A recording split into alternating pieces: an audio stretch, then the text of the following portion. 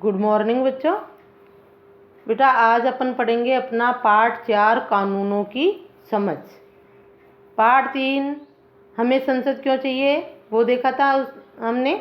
उसमें संसद निर्माण कैसे होता है, सरकार का निर्माण कैसे होता है, संसद की शक्तियाँ और कार्य क्या है। वहाँ पर भी एक पॉइंट था कानून निर्माण। तो कानून निर्माण कहाँ होता है? संसद में होता है। और कानून क्या है और कानूनों की समझ कि किसके लिए क्या कानून होता है, कानून कैसे बनते हैं, ये सब हम इस पाठ में देखेंगे। ठीक है, तो देखो पाठ 4 कानूनों की समझ। हमारा संविधान भारत में कानून का शासन स्थापित करता है। हमारे संविधान में कानून का शासन है, अर्थात कानून के शासन से क्या तात्पर्य है कि कानून की दृष्टि में सभी लोग समान हैं और सभी लोगों के लिए कानून समान है। यह है कानून के शासन का तात्पर्य। कानून के द्वारा धर्म, जाति व लिंग के आधार पर लोगों के साथ कोई भेदभाव नहीं किया जाएगा। कानून के शासन से तात्पर्य है ये। ठीक है, प्रश्न भी बनेगा आपके कि कानून के शासन से क्या तात्पर्य है, तो यही उत्तर लिखना आपको जो मैंने बोला। ठीक है, अब देखो अपन इस पाठ में देखेंगे। आप कुछ कानूनों से परिचित होंगे। शायद आपको शादी की उम्र सीमा या मताधिकार की उम्र सीमा का पता होगा। संभव है आप संपत्ति को खरीदने बेचने के कानूनों को भी जानते हो। अभी तक आप ये जान चुके हैं कि कानून बनाने का जिम्मा संसद का होता है। क्या ये कानून सभी पर लागू होते हैं? नए कानून किस तरह अस्तित्व में आते हैं? क्या कोई कानून अलोकप्रिय या विवादास्पद भी होता है?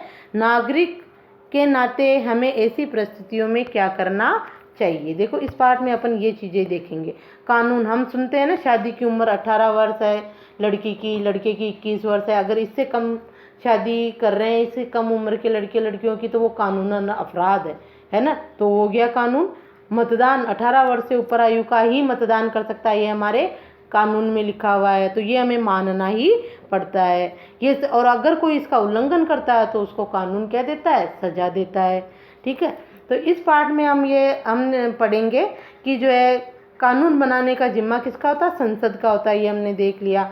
अब हम पढ़ेंगे कि क्या कानून सभी पर समान रूप से लागू होते हैं, नए कानून किस तरह से अस्तित्व में आते हैं, या और अगला हम देखेंगे कि अगर कोई कानून अलोकप्रिय है यानी जनता उसको पसंद नहीं कर सकती है, विवादास्पद है, तो क्या होता है? अपन ने ये भी देखा क्या होता है, जनता उसका, लोकतंत्र सरकार में जनता उसका विरोध कर सकती है। तो नागरिक होने के नाते हमें ऐसी परिस्थितियों में क्या करना चाहिए?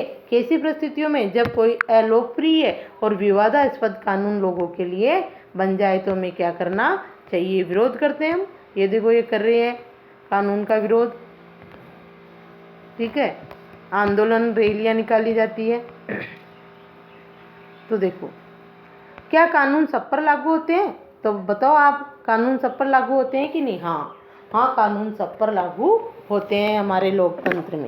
इस स्थिति को पढ़े और उसके नीचे दिए गए प्रश्नों के उत्तर दीजिए। ये एक स्थिति देखो कि एक सरकारी अधिकारी के बेटे को जिला अदालत ने 10 साल की सजा सुनाई। अदालत, न्यायालय जहाँ कानून की रक्षा होती है, सजा 10 साल की सजा सुनाई एक अधिकारी के बेटे को। इस वजह से वह सरकारी अधिकारी अपने बेटे को भाग निकालने में मदद करता है। और सरकारी अधिकारी है, बड़ा आदमी है, तो उसने क्या करा? 10 साल की सजा सुनाई, लेकिन उसने उसके बेटे को फरार कर दिया। कहते हैं ना अपन, फरार कर दिया, भगा दिया। क्या आपको लगता है कि उस सरकारी अधिकारी ने सही काम किया? लगता है आपको? नहीं, सही काम नहीं किया। क्या उसके बेटे को केवल इसलिए कानून से माफ़ी मिल जानी चाहिए कि उसका बाप आर्थिक और राजनीतिक रूप से बहुत ताकतवर है? मिल जानी चाहिए माफ़ी उसको? नहीं मिलनी चाहिए। तो देखो ये उदाहरण देके बताया गया है कि एक सरकारी अफसर का बेटा है और उसने कोई अपराध किया, न्यायालय ने 10 साल की सजा सुनाई और उसने उसको भगा दिया, तो ये कानूनन अपराध है। देखो ये सीधे सीधे कानून के उल्लंघन का मामला है। उल्लंघन किसने किया? उसके सरकारी अधिकारी ने, और जो बेटा भाग गया उसने भी कानून का उल्लंघन किया है।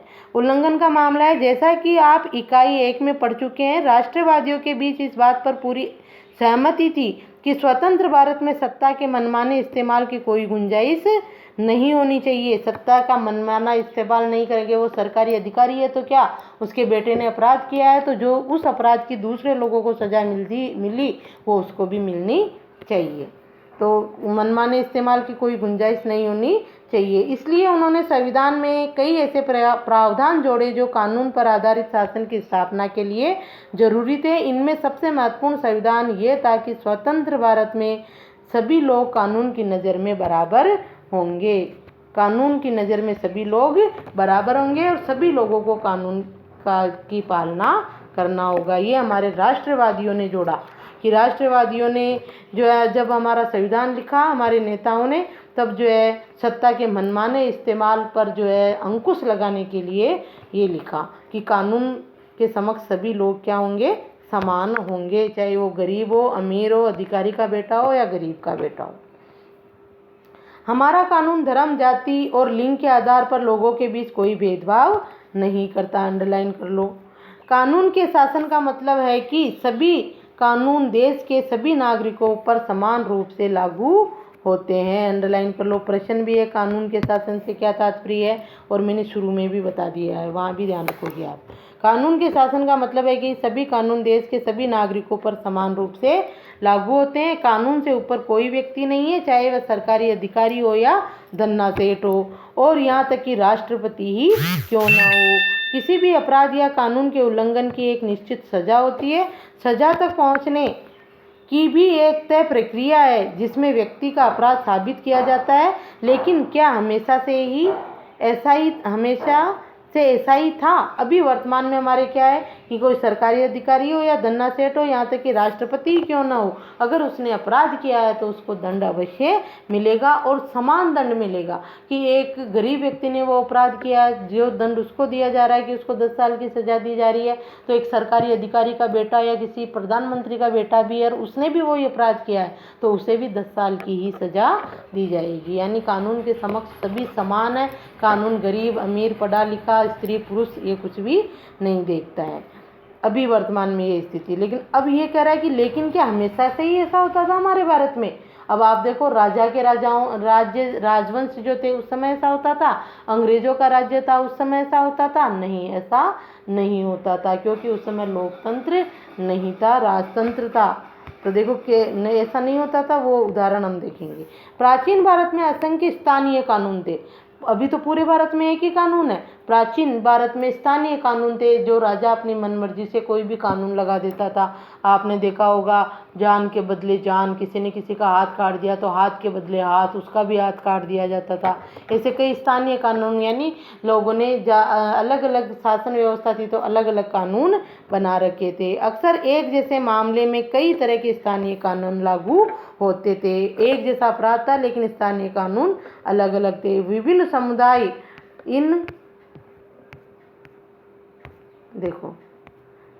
समुदाय इन कानूनों को अपने अधिकार क्षेत्र में अपने हिसाब से लागू करने के लिए आज़ाद थे। समुदायों में भी अलग अलग थे। जैसे आदिवासी समुदाय एक उसी अपराध का भयंकर कानून दंड देते थे, ऊंची जाति के लोग नहीं देते थे। इस तरह अलग अलग। कुछ मामलों में जाति के आधार पर एक ही अपराध के लिए अलग अलग व्यक्ति को अलग अलग सजा दी जाती थी। जैसे निचली माने जाने वाली जाति के अपराधी को ज़्यादा सजा दी जाती थी। औपनिवेशिक शासन के दौरान कानून पर आधारित व्यवस्था जैसे जैसे परिपक्व होती गई, जाति के आधार पर सजा देने में भेदभाव का ये चलन खत्म होने लगा। पहले राजाओं के राज में ऐसे ही था। एक ही अपराध आपने रामायण में भी देखा होगा शायद, जो ब्राह्मण, क्षत्रिय, वैश्य और शूद्र जो थे वो करके आए थे कोई एक अपराध, उसमें जो है सबको अलग अलग सजा दी गई थी। लेकिन उस समय उल्टा था, उस समय जो है क्षत्रियों को ज़्यादा सजा दी गई, ज़्यादा कठोर सजा, क्योंकि वो तो सबकी रक्षा करने वाले हैं, उन्होंने अपराध क्यों किया ऐसे। लेकिन जो है प्राचीन काल में निचली जाति को ज़्यादा सजा दी। औपनिवेशिक काल, जब हमारे अंग्रेजों का शासन हुआ यहाँ पर भारत में, तो ये जाति के आधार पर सजा देने का जो भेदभाव था वो धीरे धीरे खत्म होने लगा। बहुत सारे लोग मानते हैं कि हमारे देश में कानून के शासन की शुरुआत अंग्रेजों ने की थी। इतिहासकारों में इस बात पर काफ़ी विवाद रहा है। इसके कई कारण हैं। एक कारण तो यह है कि औपनिवेशिक कानून मनमाने पर आधारित था। दूसरी वजह यह बताई जाती है कि ब्रिटिश भारत में कानूनी मामलों के विकास में भारतीय राष्ट्रवादियों ने एक अहम भूमिका निभाई थी। 1817 का राजद्रोह एक्ट अंग्रेजी शासन के मनमानेपन की मिसाल था। इस कानून में राजद्रोह की परिभाषा बहुत व्यापक थी। इसके मुताबिक अगर कोई व्यक्ति, इस पे अंडरलाइन करो, राजद्रोह, 1870 में राजद्रोह एक्ट बनाया था।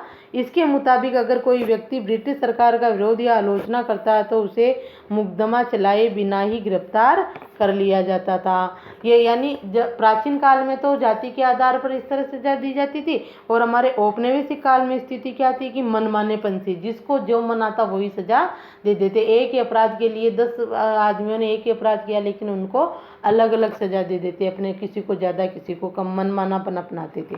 18 राजद्रोह एक्ट बनाया गया है कि जो भी व्यक्ति ब्रिटिश सरकार के विरुद्ध बोलेगा उसको जो है सजा दी जाएगी, वो भी अपने मनमाने ढंग से। मुकदमा बिना मुकदमा चलाए गिरफ्तार कर लिया जाएगा। भारतीय राष्ट्रीयवादी अंग्रेजों द्वारा सत्ता के इस मनमाने इस्तेमाल का विरोध और उसकी आलोचना करते थे। अपनी बातों को मनवाने के लिए भारतीय राष्ट्रवादी जो नेता थे इसका विरोध करते थे। अंग्रेजों द्वारा जो सत्ता का इस्तेमाल करते थे ना, वो ये इस तरह का भेदभाव करते थे सजा देने में, इसमें। तो भारतीय राष्ट्रवादी अंग्रेजों द्वारा जो है सत्ता के इस मनमाने इस्तेमाल का विरोध किया और आलोचना की कि नहीं, एक अपराध के लिए, एक जैसे अपराध के लिए सबको एक जैसी सजा होनी चाहिए। ये 1870 का राजद्रोह एक्ट क्या है, इसके मुताबिक जो है व्यक्ति ब्रिटिश सरकार के विरुद्ध जो है, जो भी ब्रिटिश सरकार की आलोचना करता उसको जो है गिरफ्तार कर लेते। तो इसकी भी हमारे राष्ट्रवादियों ने आलोचना की। देखो रॉलेट एक्ट, ये 1919 में बना था रॉलेट एक्ट, तो उससे पहले ही राजद्रोह एक्ट बन गया था। 1919 में रॉलेट एक्ट में क्या था, देखो रॉलेट एक्ट अंग्रेजों के मनमानेपन का एक और उदाहरण था। एक तो वो राजद्रोह एक्ट 1870 में बना, और ये 1919 में रॉलेट एक्ट। इस कानून के जरिए ब्रिटिश सरकार बिना मुकदमा चलाए लोगों को कारावास में डाल सकती थी। महात्मा गांधी सहित सभी भारतीय राष्ट्रवादी नेता रॉलेट एक्ट के सख्त खिलाफ थे। भारतीय विरोध के बावजूद 10 मार्च 1919 से रॉलेट एक्ट को लागू कर दिया गया। पंजाब में इस कानून का भारी पैमाने पर विरोध होता रहा। इस क्रम में 10 अप्रैल को डॉक्टर सत्यपाल और डॉक्टर सैफुद्दीन किचलू को गिरफ्तार कर लिया गया। इन नेताओं की गिरफ्तारियों के विरोध में 13 अप्रैल को अमृतसर के जलियांवाला बाग में एक आम सभा का आयोजन किया गया। जिस समय ये सभा चल रही थी उसी समय जनरल डायर ब्रिटिश फौजी टुकड़ियों के साथ बाग में दाखिल हुआ। उसने बाहर निकलने का रास्ता बंद करके बिना चेतावनी दिए लोगों पर अंधाधुंध गोलियां चलवा दी। इस हत्याकांड में कई सौ लोग मारे गए और असंख्य लोग जख्मी हुए।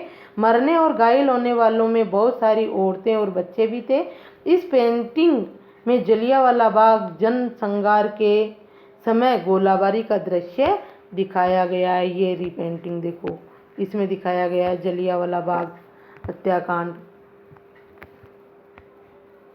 ठीक है, तो ये क्या है कि पहले तो राजद्रोह एक्ट बना दिया ब्रिटिश सरकार ने, उसके तहत भी यही था कि सरकार की आलोचना करने वाले या विरोध करने वाले व्यक्ति को जो है बिना मुकदमा चलाए गिरफ्तार कर लिया जाता था। अब जो है ये रॉलेट एक्ट, ये आपका HW रहेगा आज का।